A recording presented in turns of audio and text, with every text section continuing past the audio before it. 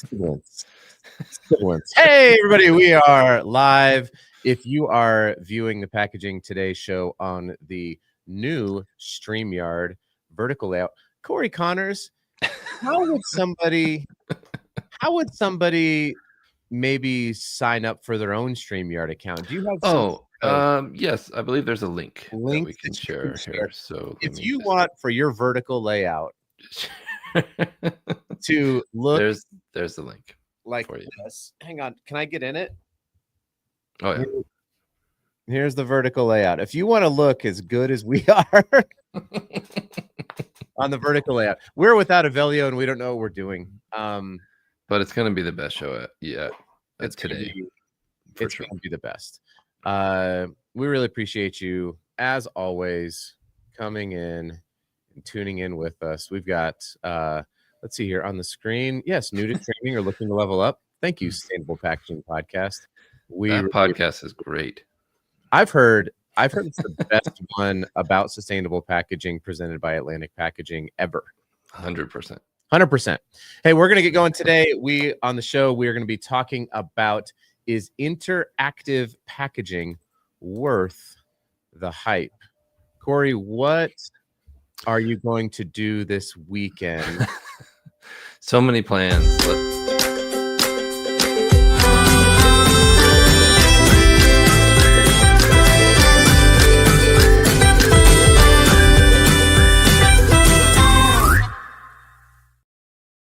And that's why this weekend I'm going to use interactive packaging to solve all my problems. So that's all I have to say about that. I don't want to talk about that anymore. How does it feel? How does it feel to be disrespected in such a public with the dozens, the tens, the single digits of viewers that tune in each and every week to hear us ramble about packaging? It's good to be a part of the team, Yeah. I think so. I think it feels good. That's my way of welcoming you. Thank you, sir. To the group of people who get rudely cut off on the Packaging Today show. I'm part of the team. Love it.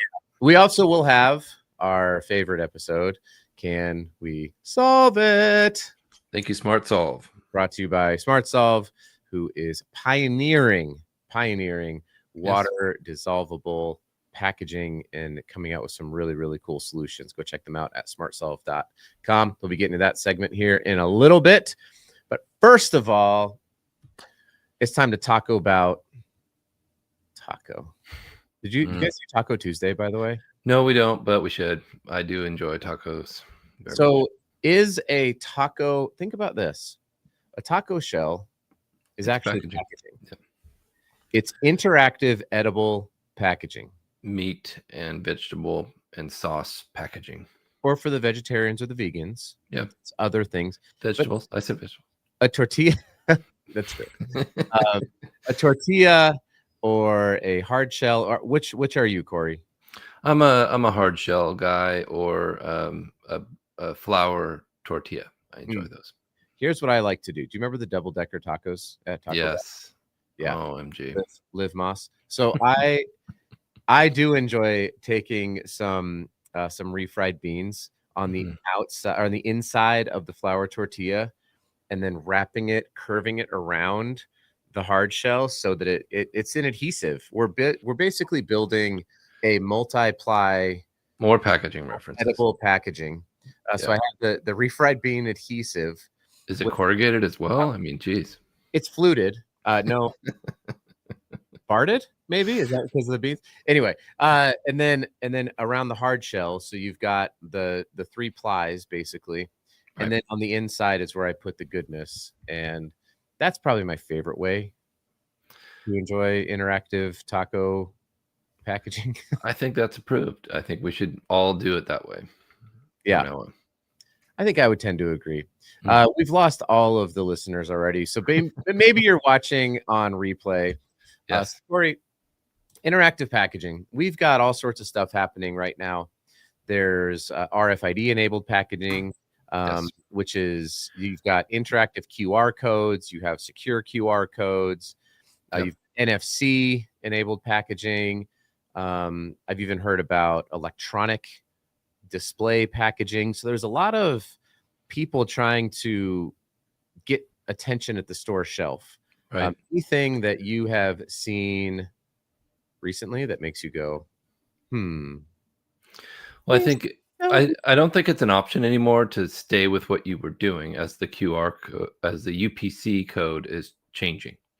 So we will need to use the smart code or the QR code moving forward for that in perpetuity. So everyone needs to be aware of this. It's something that we all need to know as packaging professionals and people that sell retail products.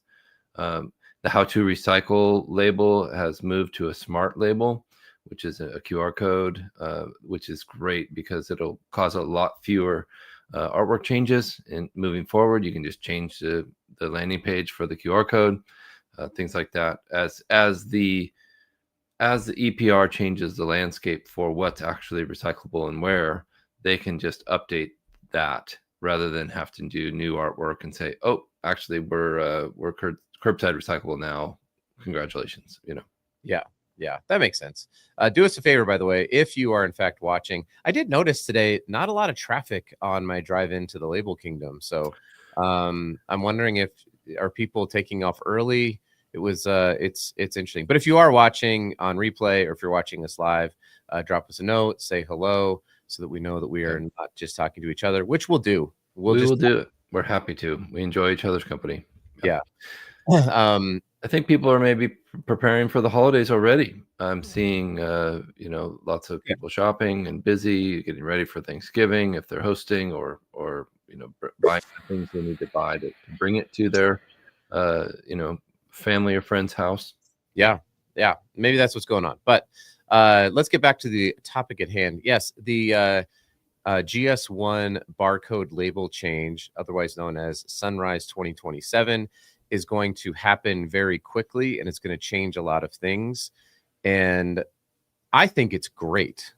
I think it's great because it can be a static or a dynamic QR code, meaning brands could now potentially have every single one of their products marked with its own unique QR code.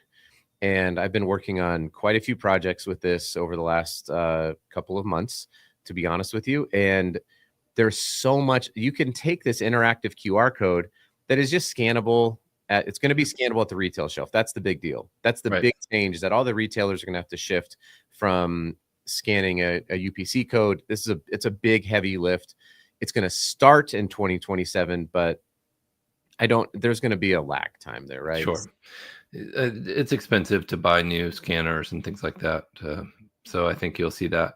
But it'll also provide a lot of tracking and tracing capabilities for the retailers and for the brands. They'll be able to see exactly where their items were sold, when, how many, and then eventually, as MRFs, the material recycling facilities, become smarter, they'll be able to see if and when their material was recycled.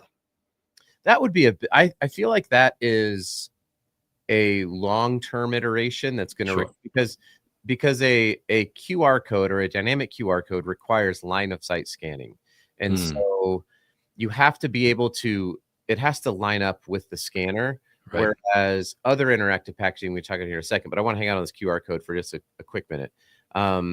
Because what happens right now is a brand loses complete visibility of the consumer once their item is in the store.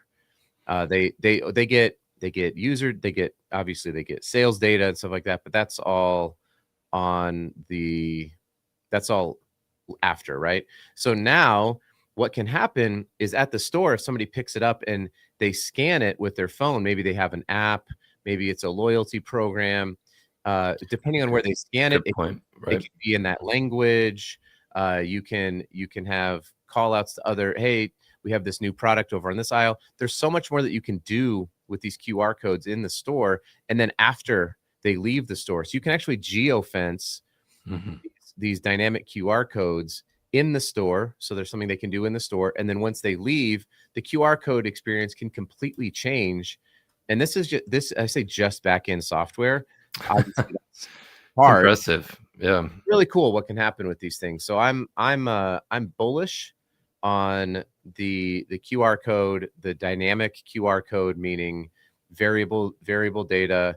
There's at the Digital Packaging Summit, and then also at Label Expo in Europe, I learned all about the ways in which companies can print variable data, especially just a black QR code, at the same speeds as they can run a Flexo press, a gravure press, and it's just an add-on to the press. And so you can mark every single label, flexible bag, potentially folding cartons, corrugated, whatever it is, with some of these machines, and it won't slow down your pace, right?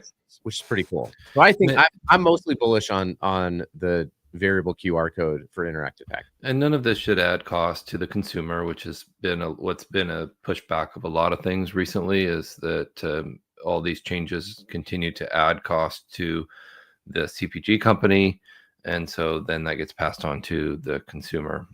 Yeah. Oh, hey Tom, good to see you. Tom says hello. Only to you, though. Great to meet him at the Coast Summit in beautiful Laguna Beach, California. What an amazing place. He recognized you from the vertical feed. That's right. Podcast logo. He's like, "Oh, that's Corey." Yeah, I gave him one of the old stickers here. Here, I can move my Label King logo onto the vertical feed. Sorry for figure that one out because we're not smart about this stuff. Okay, so other types of interactive packaging. So we talked about MRFs needing maybe a line of sight for a QR code. We've tried the Digimarc, and maybe the Holy Grail. I was thinking just that exactly right. Yeah, so maybe there's some ways there. I think RFID is sort of the next thing that people are talking about. The pros of RFID are you don't need that line of sight scanning, so you can take a full pallet and just pass it right through the an RFID reader, and it will read and write every single product that's in there. It's limited though, like there's some liquids that just you can't read the RFID. Oh, really? Yeah. I know Walmart is pushing for that and demanding that, and coming up soon. Well, it's already happening. It's rolled out across various aspects of the store. For Walmart, that gives them full transparent supply chain visibility, exactly what's in their store. Cycle counts are a lot easier. Interestingly enough, at Label King, we have a customer, and we put RFID tags on the outside of every box of labels. Nice. And in San Diego, we show up at their facility, and there's basically just like a scanning gun, and we just walk up and down their aisles. That's awesome. We get their entire inventory of labels every week, and then that reconciles with a min-max sheet. Yeah. Just automatically dumped in, and that triggers production based off of all these RFID. So there's no longer manual counting or anything. It's really cool what you can do with RFID. The downside is expense. Yeah. It's not a free program. Right. No, I mean, if you're going to put RFID throughout your entire supply chain, that's a heavy lift, not only from a software perspective, but also from a hardware perspective. You got to get the guns, and you got to get the pallet readers, and there's just stuff. There's just stuff that you have to buy, and it takes a long time to integrate it in with your MRP and all. It's just and there are companies out there that do a good job with the integration. It's expensive, and that's not even including the fact that putting an RFID tag onto packaging, that process is also expensive. To buy the antenna with the chip, right, and insert it somewhere, it adds more money. That's all. And I've heard it's recyclable, which I guess makes sense. But there's metal in there, there's plastic, there's a whole bunch of materials in there. I would think would make the unit less recyclable, easy to recycle. If you're going to put a resin code on an item with an RFID antenna, do you think it would be number 6 or 7? Oh man. Am I right, kids? Let me call my kids. I'll find out. Yep. Dang it. All the viewers left. I think you would have to maybe call it a 7. Yeah. I don't know the rules. They are small, and less than 15% of the overall package. So that's oftentimes kind of the number that you need to hit. Yeah, but it's still metal. It's not. Yeah. It's not plastic. Infinitely recyclable. There are not people trying to. There are now people who are trying to use conductive inks to print That's cool. circuitry and antennas, which again is expensive, has its own set of challenges. It's tough, and I think in the RFID family, we've also got NFC tags, which is a part of this kind of like interactive. Is that the one like the one with the wine with Snoop Dogg where he does like a dance? Is that No? okay? So What is that's augmented reality. That's AR. Okay. Yeah. So you can build that into the image file. That is an app or a software. That hasn't really taken off, huh? Yeah. No, I mean there are people who do it, but I know a company here in Utah called Continuum that was doing a lot of augmented reality, and their company has been very successful actually making video games now in AR. So they kind of got away. Maybe they're still doing it. Shout out to the folks at Continuum. Maybe they're still doing it for packaging. I just haven't seen it a lot. It was awesome for wasn't it 19 Crimes? I have a Snoop Dogg right over here. It was great for 19 Crimes. It has not been. Yeah, I think it was a unique thing, a niche thing that they touted. Yeah. So an NFC tag is like your tap to pay. So you can take your phone and you can tap it to an item. I first saw this years ago, actually, at WS Packaging. We did a project where we put a label in a magazine that had an NFC tag and it was an ad for Lexus, and you could take your phone and set it on top of the magazine, and it would pull up this whole interactive display for Lexus, and it was a very expensive promotion. That's really cool. It was cool, and it just hasn't really done much. I do feel like the QR code, the combination of the QR code and COVID, those two things made people feel super comfortable with what to do, and so just user adaptation became a lot higher with the QR. It really advanced it. I agree. Yeah. The last one before we get to our can we solve it question, which based on the amount of people who are chiming in right now, I'm going to guess is going to be limited in participation, which is okay. It's okay. Our feelings aren't hurt. None of our self-worth is tied up. Well, we apologize for not being on Avelio's, feed. No, we are on his feed. We are. Oh, okay. We're not on my feed. Okay. I logged in as Avelio, even though I thought you looked good today. Yeah, thank you. So the last one that I have began to hear rumors of is as like LED technology gets thinner and thinner and thinner, there's thoughts of either interactive packaging with like the Meta glasses. So you could basically have a brand that's, I don't know, only sold to people with these glasses, and it would have all of your data, and you would walk up and it would say, don't buy because you're allergic. You said you were doing this diet and this isn't in it, or whatever it is. I mean, you could actually program it to be like, don't buy this or buy this. That's great. Or it would say this is on sale at this site or whatever, whatever it is. There's things that would just pull up into your interactive glasses, and that would be built into probably the glasses using image recognition. Or if you didn't have those glasses, taking basically a thin LED display, and somebody said putting it on every like reusable packaging, and I'm like, that feels to me, it was like, I think this is going to happen. I think it's coming. And I'm like, I don't know of anybody who is pushing for that. And even in the future, even if it was as thin as paper and you would apply it. If it was like a label material almost, which is almost there. I mean, I think we're getting thinner and thinner and thinner with this technology, but again, like, what's the point? It's like, oh, you could just push, you could push new artwork out. You could do everything, could just be You just put the same thing on, and then it would show up, and it would. I'm like, yeah, I guess, but also that seems insanely expensive to do for all of your products. And then even if it's reusable, right? Yeah, what are you gonna do? Wash the electron? I mean, right. I don't know. It just maybe we're too old to think about these things. But any out of the crazy, out of the ordinary interactive packaging things that you might have seen?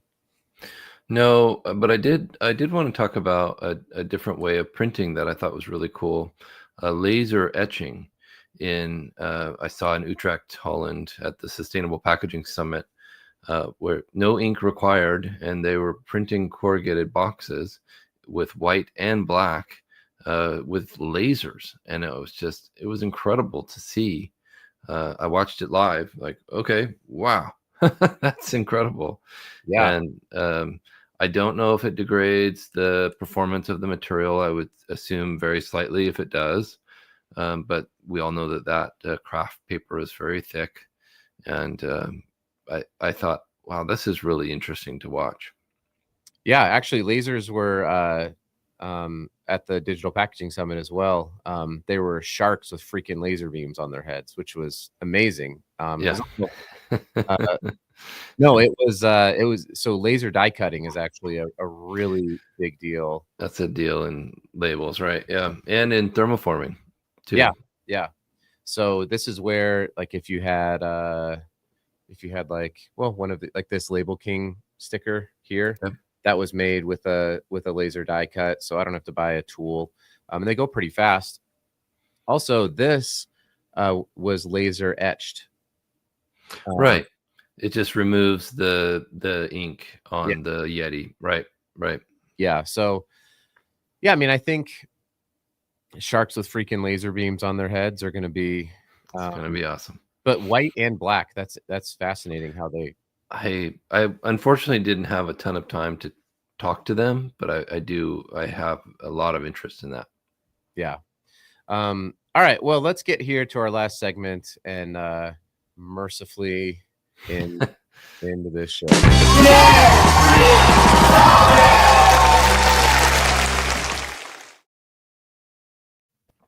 This is the time on Sprockets when we dance. No, this is our Can We Solve It segment every week, every Wednesday, brought to you by SmartSolve. We talked about them at the beginning. Speaking of, really cool advancements in packaging, they're doing some incredible stuff with water-soluble packaging that leaves behind no microplastics and leaves behind no trace. So you can go find them at smartsolve.com. So here's what happens. We're going to probably change this up and maybe ask this on... Maybe we'll start asking questions, and the first person to respond to our question. Oh, that'd be good. Can win a. So anybody could watch it later, and then you would have a record of who won, right? Yes. And what would they win, Corey? Well, they would win this T-shirt, Packaging Today shirt. Yeah, sponsored by SmartSolve. On the back, there's a SmartSolve logo, and these are okay. Corey doesn't have pants on, so he didn't want to stand up. I do have pants for once. Yeah. These, so these are they're all printed digitally on demand, so they take a little bit of time.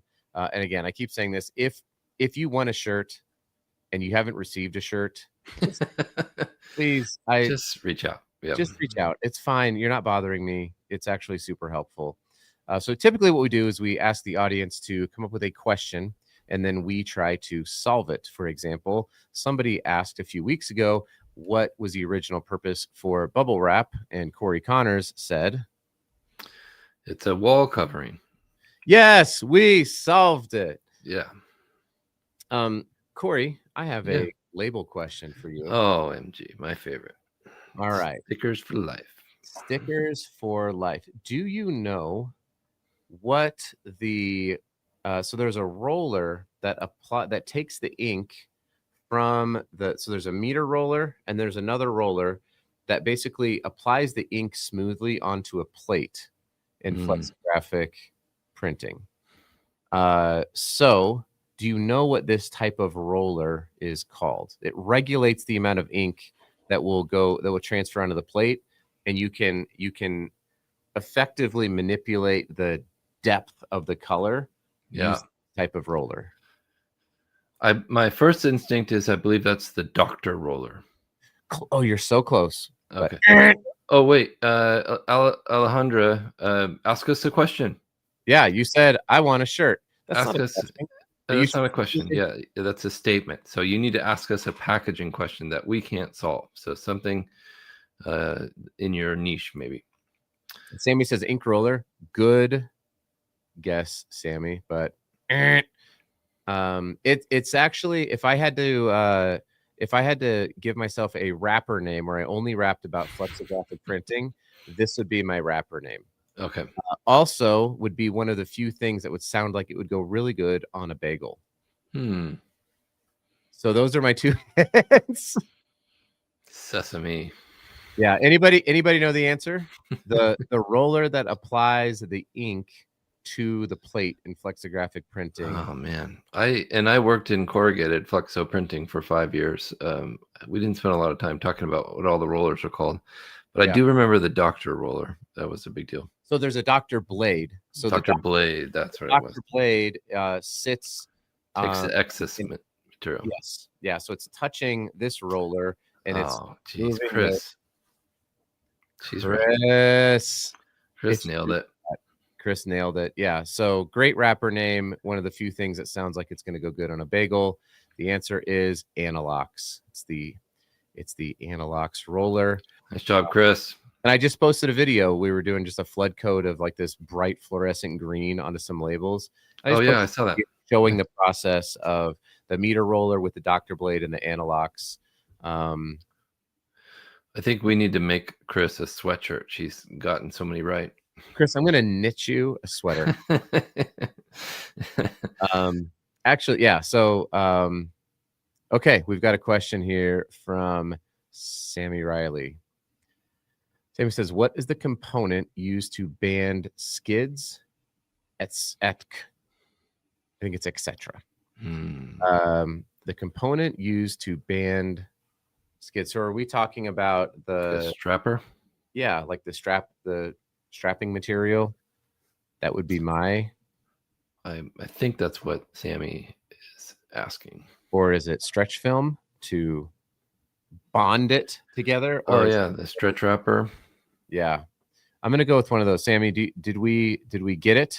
Did we solve it? Did we solve it, Chris? You can let us know too. And Alejandra, bring us just any question. Any question that we can't answer about packaging. Yeah, go to the Googles and say, what is an unsolvable packaging question? Don't do that. And it says, no cheating. If a corrugated box leaves Portland, Maine, traveling at 62 miles per hour, and another corrugated box leaves Portland, Oregon, traveling at 67 miles per hour, where do they meet? Where will they meet along I-80? No, I don't know. I don't know these questions. Yeah, I believe it's at Utah, Salt Lake City, Label King. It would not be at Label Mountain facility, where you totally should come and hang out. I really enjoy when people come to the facility and I can show them around. We are going to be growing and adding equipment hopefully soon. So congratulations. It takes a lot of time. Another basketball hoop, I assume. We're going to be putting in a full court basketball hoop. Top priorities. Actually, my youngest daughter performs aerial silks. Wow. And we might be hanging up an aerial silk here. So, Corey, when you come by, you can climb up 25 feet in the air and then spin your way down the silk like you're in Cirque du Soleil. We have one. My daughter does the same, and it scares me so much I can't even watch. Yeah, it's pretty wild. So when your family comes back out, then you'll sign the form. Okay. All right. Let's see what we got. This is okay. Sorry. Study. When we look at fast-moving consumer goods, sustainability, the regulatory landscape, and the real challenges of packaging life cycle and Supply real life. What do you think is still missing to truly deliver on the ambitious targets that companies are setting? Well, this is a great question. This is a solvable question because it is a bit subjective. So, Corey, you are the host of Sustainable Packaging Podcast with Corey Connors, sponsored by Atlantic Packaging. Why don't you take this question? Yeah, I think what's missing, Alejandra, is clear goals and clear requirements from the government. Extended producer responsibility is so scattered and confusing for all, and it's different in all 7 states that's been implemented in the U.S. and, frankly, globally. It's everyone has different laws and rules, and that's what's causing a lot of pushback and a lot of frustration for people trying to accomplish certain goals that they've set, because oftentimes these goals are not really a focus of the EPR that comes out. So the companies are being forced to focus on what the EPR laws are saying first, because they need to comply. And compliance is more important than setting goals, which is unfortunate. But hopefully, eventually, those compliance goals will meld with the sustainability goals that these companies are setting. Yeah, I was thinking about what's happening with EPR on the clarity and the communication, and it's all over the place in the U.S. And it would, maybe this is a bad analogy, but I was thinking about, I was driving in this morning. It would be as though you had to comply to a rule that said you have to drive 60 miles an hour. There's a minimum speed on the highway. And you go, okay, I have to drive 60 miles per hour. And then you hit a traffic jam. And then you're like, I can't drive 60 miles per hour in this particular spot. And then you were given a ticket for not driving 60. And you'd be like, but I couldn't do that. It seems like sometimes that's what brands are running up against with some of these EPR bills. It's like, here is the mandate you have to comply with. And then the brands are going, okay, we're trying, but there's these other regulations or these other market forces that are meaning we can't comply with that, whether it's tariffs or just consumer demand or availability of alternative products, whatever it might be. It's like, so how am I going to comply with something that I can't really do? And so then it's forcing, I hope it's going to be forcing EPR regulations and government to come back and say, like, okay, maybe now we say the minimum speed is 60 miles per hour only between the hours of midnight and 2 a.m. or whatever it is. It's like, okay, that's going to be helpful. I don't know. I don't know what it's going to have to be. It's going to have to meld together. I think there's no way we can all have separate laws. It's just not going to work. Business will be too confusing. Although companies like Lorax are doing a great job figuring out these laws for people and helping them analyze their data using SpecRite and other tools. So I think that's really important that we talk about that kind of stuff, because people need to know there are solutions to these questions. Yep. Great question, Alejandra. Yeah, thank you, Sammy and Alejandra. Yeah, we appreciate it. Well, we have come to the end of our show. Thanks everybody for tuning in. We'll be back Monday, I think, next week, with another exciting episode of the Packaging Today show. Corey, any last words? So many last words. Let's talk.